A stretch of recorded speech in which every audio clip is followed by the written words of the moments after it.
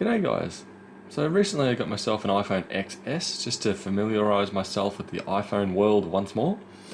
And the biggest thing I've noticed is how laggy the phone feels, especially compared to my Poco F3. Granted it is a 60Hz display versus 120, but I managed to put my finger on one thing that it would definitely help overall the phone, how it feels and how swift it feels. So for example, if I load up a few things right now, there we go, that will do.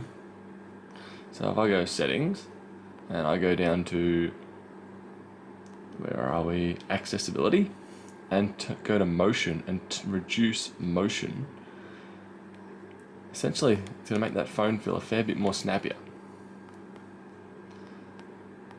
Bang, bang, bang, quit out. So because of that reduction in animation time, or the removal of some animations, it's made the actual phone feel considerably quicker than it once was.